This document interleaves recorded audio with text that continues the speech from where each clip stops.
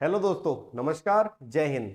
SSC ने आप लोगों के लिए जो वैकेंसीज के धमाके किए हुए हैं, उस धमाके में एक और धमाका शामिल कर लीजिए। एसएससी सीजीएल 2023 का नोटिफिकेशन आ गया है और इस बार कुल पदों की संख्या रखी गई है 7500।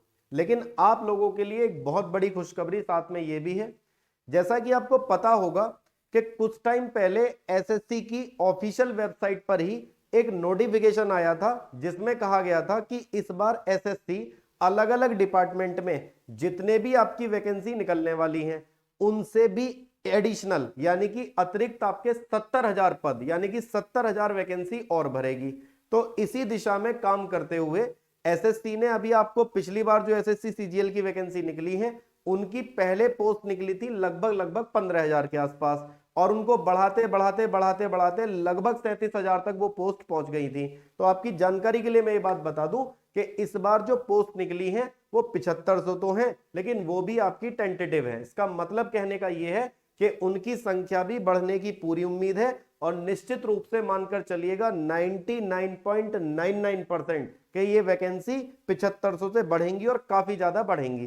तो ध्यान से सुनिएगा, एसएससी ने अपनी ऑफिशियल वेबसाइट पर ये नोटिफिकेशन डाल दिया है। अगर आप इसे चेक करेंगे जाकर तो आप देख पा रहे होंगे, नोटिस है कंबाइंड ग्रेजुएट लेवल एग्जामिनेशन 2023 से रिलेटेड। और यदि मैं यहां पर कुछ इंपॉर्टेंट डेट्स की बात करूं तो date for submission of online application यानी कि आपका जो एग्जाम के फॉर्म भरने शुरू हो जाएंगे वो 3 अप्रैल से शुरू होंगे और 3 मई तक आप इन्हें भर सकते हैं। यहां पर आपका जो है फीस पेमेंट वगैरह की भी डेट दी हुई है। इसके साथ इंपॉर्टेंट डेट यहां पर ध्यान से सुनिएगा, हमारे पास जो tentative schedule for tier 1 computer based exam है, सीबीटी होगा ऑब्वियस बात है, उसकी डेट आपको दी गई है जुलाई 2023। ये टेंटेटिव डेट है, लेकिन आप इसे 99% श्योर मान करके चलिएगा कि जुलाई के मंथ में आपका टियर 1 का एग्जाम जरूर हो जाएगा। लेकिन यहीं पर साथ में यह भी बताया गया है कि आपका जो टियर 2 का एग्जाम होगा इसको भी जल्दी आपका नोटिफाइड कर दिया जाएगा कि कब ये एग्जाम होना है।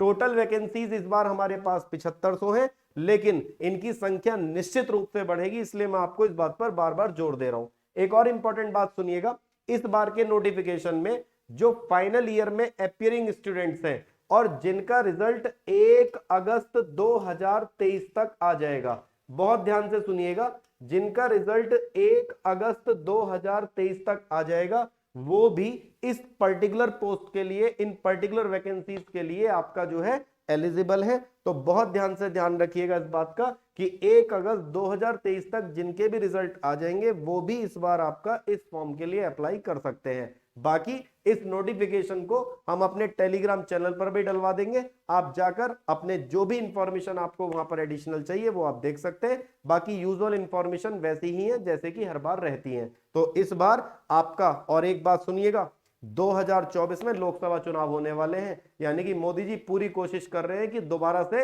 मतलब दोबारा से क्या, तिबारा है ना, थर्ड टाइम आपका प्रधानमंत्री बनने की। अब वो बनेंगे या नहीं बनेंगे वो तो आप जाने और मतलब जो भारत की जनता जनार्दन है वो जाने। लेकिन ध्यान से यहां पर ये बात जरूर सुननी और समझनी है कि इन्होंने जो वैकेंसीज आपका निकालने का एक तरह से मेला सा लगा दिया है, उसका आपको पूरा लाभ उठाना है। और ऐसा ना हो कि टाइम निकलने के बाद आप सोचते रह जाए कि ये क्या हुआ और वो क्या हुआ, क्योंकि इतनी वैकेंसी जो ये संख्या में मिल रही है ना, आपको सीजीएल के नोटिफिकेशन लगातार देखने के लिए मिल रहे हैं।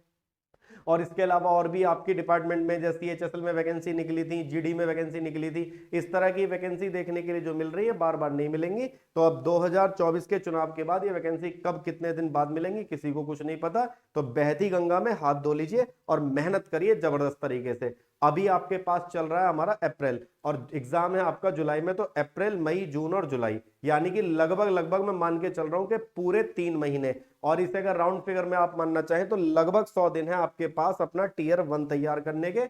और ये बात आप समझते हैं कि मेंस का इस बार आपका सिलेबस चेंज कर दिया है इन्होंने, तो उसी के हिसाब से इस बार भी मेंस का पेपर होगा। तो अपनी तैयारी को बहुत पुख्ता तरीके से करिए और ना तो अब जीए को छोड़ने की जरूरत है और ना आपका रीजनिंग को छोड़ने की जरूरत है, क्योंकि पहले जो इंपॉर्टेंट रोल होता था वो मैथ्स और इंग्लिश का था, लेकिन अब उनके साथ साथ आपका रोल जो हो गया वो रीजनिंग और जीए का भी हो गया है। तो इन्हीं शुभकामनाओं के साथ कि इस बार आप अपनी वैकेंसी में इसमें जरूर एक नौकरी पक्की करेंगे, मैं आपसे विदा लेता हूं इस वीडियो में। जुड़े रहिए चैनल से और इस तरह की इंफॉर्मेटिव वीडियोस के लिए। Thank you so much.